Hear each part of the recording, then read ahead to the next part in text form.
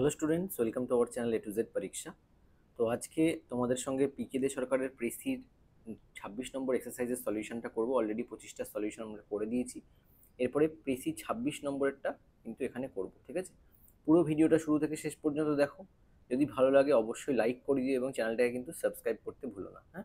আরেকটা কথা তোমাদের বলবো, তোমরা যারা আগের ভিডিও দেখোনি অবশ্যই কিন্তু 1 থেকে 25 তোমরা করে নিও সলিউশন, ঠিক আছে? মানে দেখে নিও এবং নিজেরা করে নিজেদের অ্যান্সারের সঙ্গে আমি যে অ্যান্সারটা করেছি সেটার সঙ্গে মেলানোর চেষ্টা করবো। আমি কিভাবে কিভাবে করেছি সেগুলো দেখে করলেই তোমাদের কিন্তু আইডিয়া হয়ে যাবে। মনে রাখবে, প্র্যাকটিস ছাড়া কিন্তু ইম্পসিবল।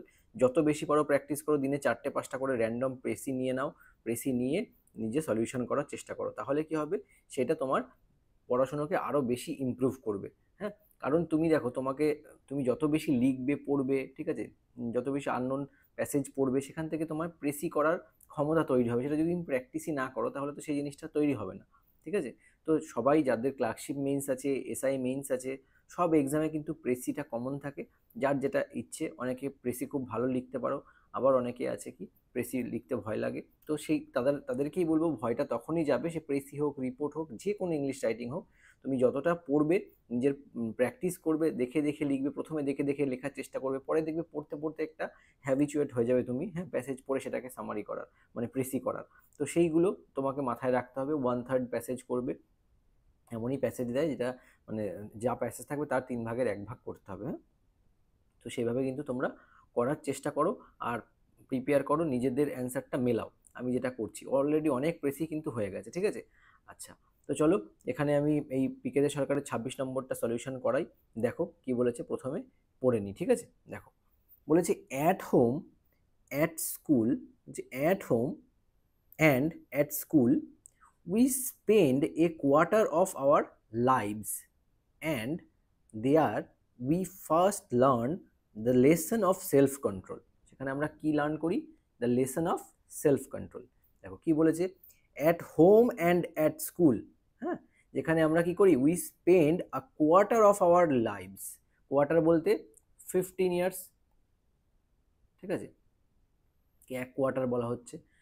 আচ্ছা, এই যে কোয়ার্টার, মানে আমাদের মানে আমরা স্পেন্ড করি বাড়িতে, স্কুলে, সেইভাবে সেই কথাটা বলছে, অফ আওয়ার লাইভস, আমাদের জীবনের প্রায় most most of the quarter of our lives বলা হচ্ছে। কোয়ার্টার বলতে বুঝতে পারছো তো, 4/1 ভাগ।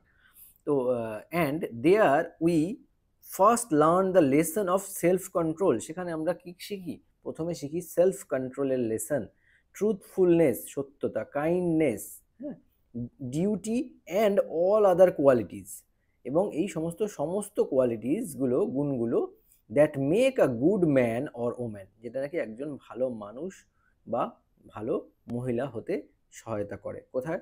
আমরা যেটা স্কুলে শিখি, আমরা যেটা বাড়িতে শিখি, আমাদের ওই 15 বছর, মানে একটা কোয়ার্টার অফ লাইফ, সেক্ষেত্রে কিন্তু বলা হয়েছে, হ্যাঁ? তো এইটুকু বোঝা গেল। আচ্ছা, নেক্সট দেখো, when Napoleon Bonaparte had left his school days long behind him and had become the first consul of France. দেখো, যখন ফার্স্ট ফ্রান্সের কনসিউল হয়, he one day visited his old school and said to the boys, সে একদিন তার পুরনো স্কুলে গিয়ে ভিজিট করে এবং সেখানকার বয়েজদেরকে বলে, কি বলে, boys remember that every hour wasted at school means a chance of misfortune in after life. ঠিক আছে, বলছে বয়েজ সবসময় আমার কথাটা মনে রাখবে যে every hour wasted at school, যে তুমি ওয়েস্ট করছো স্কুলে, যেটা কিনা কি হবে, মিনস, তার মানে কি, আ chance of misfortune in after life, যে এটা হচ্ছে কি, পরবর্তী জীবনে কি হবে, মানে তোমাকে কিন্তু মিসফরচুনের, মানে মিসফরচুন মানে দুর্ভাগ্য, দুর্ভাগ্যের কারণ হয়ে দাঁড়াবে। ঠিক আছে, একটা ঘন্টাও স্কুলে নষ্ট করবে না, সেই কথাটা বলছে। আচ্ছা, what he mint was that, তিনি যেটা মিন্ট করতে চাইছেন, সেটা কি বোঝাতে চাই, সেটা কি, that there are certain opportunities for building up character which only come to us in the first 14 or 15 years of our lives. বোঝা গেল? বলেছে তিনি যেটা মিন করতে চাইছেন, কি মিন করতে চাইছেন, যে সমস্ত opportunities for building up character, এই যে ক্যারেক্টার বিল্ডিংয়ে যে সমস্ত অপরচুনিটিসগুলো আসে, সেগুলো অনলি আমাদের কাছে কখন আসে, first 14 or 15 years of our life, মানে আমাদের জীবনের প্রথম 15-14 বছর বয়সেই কিন্তু সেটা হয়। অ্যান্ড নেভার আফটারওয়ার্ডস, এরপরে কিন্তু কখনোই সেটা হয় না। বোঝা গেল প্যাসেজটা? আশা করি পুরোটা ক্লিয়ার তোমাদের কাছে। প্যাসেজে 26 নম্বর প্যাসেজে কি বলা হয়েছে, হুম, যে একটা স্কুলে এবং হোমে থেকেই কিন্তু একজন কি হয়, আমাদের জীবনে আমরা কি শিখি, ক্যারেক্টার বিল্ডিং শিখি, যেখানে আমরা সেলফ কন্ট্রোল শিখি, ট্রুথফুলনেস, সত্যতা, দয়ালু মনোভাব, সব কিন্তু আমাদের এই সময় আমাদের কি কর্তব্য, এই সময়টা থেকেই কিন্তু আমাদের এই কোয়ালিটিসগুলো বিল্ড করতে হয়। সে এবং তার থেকে কিন্তু কি হয়, একজন ভালো মানুষ তৈরি হতে যে সমস্ত কোয়ালিটিসগুলো লাগে সেগুলো তৈরি হয়। তাই এই যে নেপোলিয়ন বোনাপার্ট, তিনি কি বলেছিলেন, তিনি, তোমরা জানো নেপোলিয়ন বোনাপার্টের নাম তোমরা শুনেছো, এবং এখানে উনি কি বলেছেন, ওনার পুরনো একটা স্কুলে গিয়ে তিনি তার ছাত্র মানে বয়েজদেরকেও কি বলেছেন, বলেছেন সবসময় তোমরা মনে রাখবে যে এই যে তোমরা 1 ঘন্টাও যদি তুমি ওয়েস্ট করো স্কুলে, এটার মানে কি, এটার মানে হচ্ছে তোমার ফিউচারে আফটার লাইফে, মানে এর পরবর্তী জীবনে তোমাদের কি হবে, দুর্ভাগ্যের কারণেও কিন্তু সেটা হয়ে দাঁড়াতে পারে। বোঝা গেছে? এটার মানে তিনি বোঝাতে চাইছেন যে আমাদের প্রথম 15 থেকে 14 বছর বয়সে সেটা কি হয়, এই ক্যারেক্টার বিল্ডিংটা তৈরি হয়, মানে ক্যারেক্টার বিল্ডিং স্টেজ যেটাকে বলি আমাদের 1 থেকে 15 বছর বয়সের মধ্যে কিন্তু সেটা হয়, কাজ করে। এর উপরেই পুরোপুরি বেস করে আমাদের লাইফটা, আমরা কে কেমন মানুষ হবে না হবে সেই অনুযায়ী কিন্তু চলে। ঠিক আছে, সেটা তিনি বোঝাতে চেয়েছেন।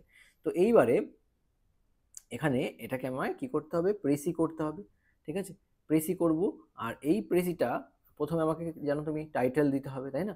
টাইটেল দেওয়ার আগে আরেকটা তোমাদের কথা বলবো, তোমাদের যাদের ক্লার্কশিপ ডেসক্রিপটিভ মানে মানে মেইনসের ব্যাচ মানে রয়েছে, তারা কিন্তু অবশ্যই আমাদের এই এখান থেকে কিন্তু সমস্ত সলিউশনের পিডিএফ তোমরা পেয়ে যাবে, যেগুলো আমরা দিয়ে দিয়েছি অলরেডি। রিপোর্ট আর কি কি ডিটেলস আছে সব কিছু কিন্তু তোমরা এই ব্যাচে জয়েন করলে পেয়ে যাবে। হ্যাঁ, খুব মিনিমাম ফিজ এই ব্যাচে। ডিটেলসের জন্য এই হোয়াটসঅ্যাপে যে নাম্বারটা মানে স্ক্রিনে যে নাম্বারটা দেখতে পাচ্ছ, এই নাম্বারটায় কন্ট্যাক্ট করো। হুম, 4759, এখানে তোমাদের কিন্তু পুরোপুরি ডিটেলস দিয়ে দেওয়া হবে। এছাড়া যাদের যাদের কেপিএসআই, ডাব্লিউবিপিএসআই মেইনসের জন্য যারা প্রিপেয়ার করছো, তোমাদেরও কিন্তু ব্যাচ চলছে, অবশ্যই জয়েন করে যাও, খুব বেনিফিশিয়াল হবে এইটুকু বলবো তোমাদের। আমাদের যা নোটস, সেই নোটস থেকে কিন্তু আশা করছি ওর বাইরে তোমাদের কিচ্ছু করতে হবে না। আচ্ছা, নেক্সট আরেকটা ব্যাচ চলছে, সেটা হচ্ছে আপার প্রাইমারি।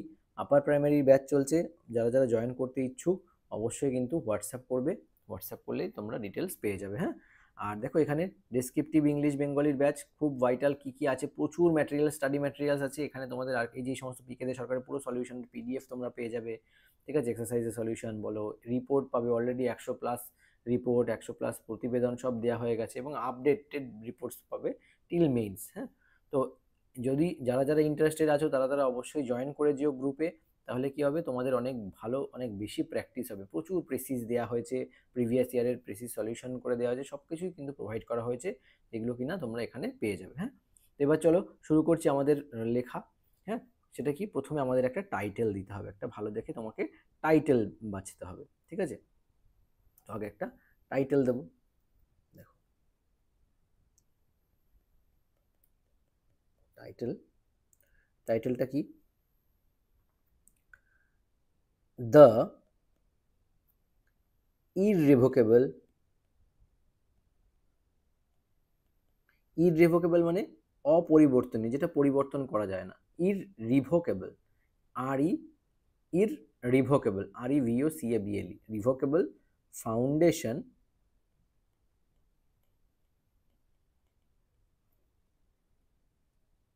Of character.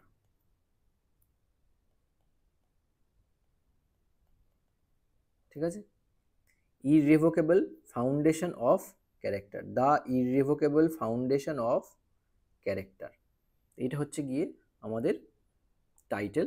আর এই টাইটেল যখন দেবে, টাইটেল দিয়ে কিন্তু একটা আন্ডারলাইন করে দেবে, টাইটেলে সবসময় আন্ডারলাইন করতে হয়। ঠিক আছে, টাইটেল দেবে যখন একটা আন্ডারলাইন করে দেবে, the irrevocable foundation of character. হলো, এইবারে চলো লিখি।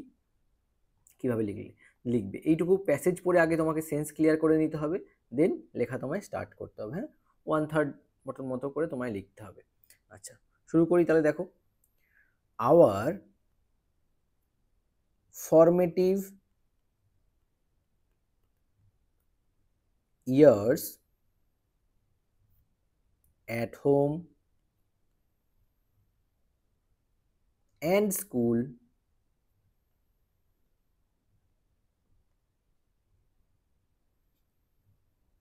shape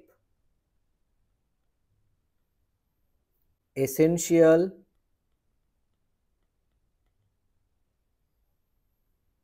virtues like self control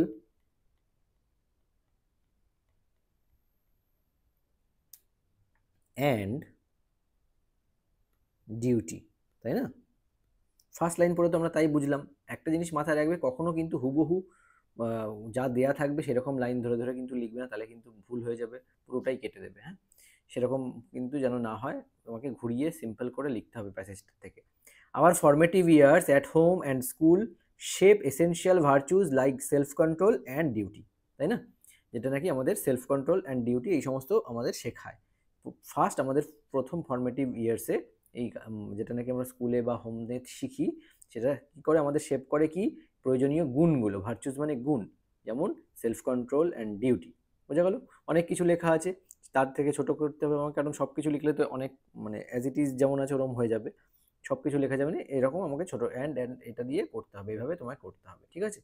আচ্ছা, পরের লাইনটা লিখি দেখো। Napoleon Bonaparte, Napoleon LEON, Bonaparte, comma, recalling his school days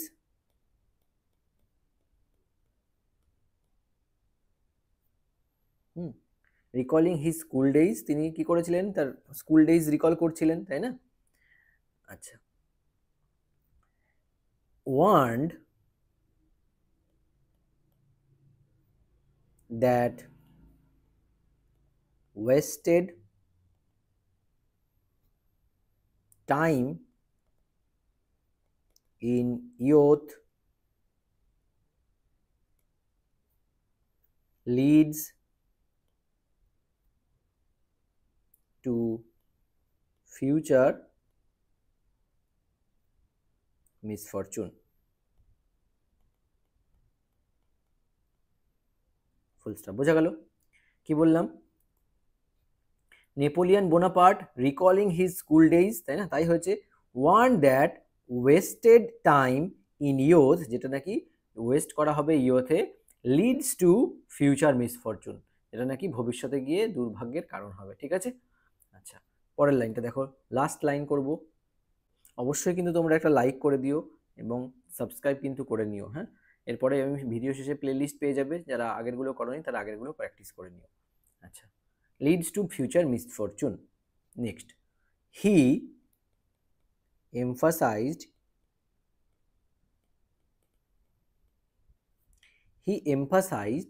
that character building,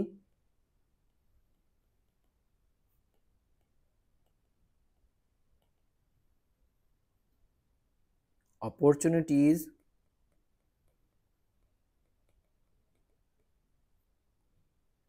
exist only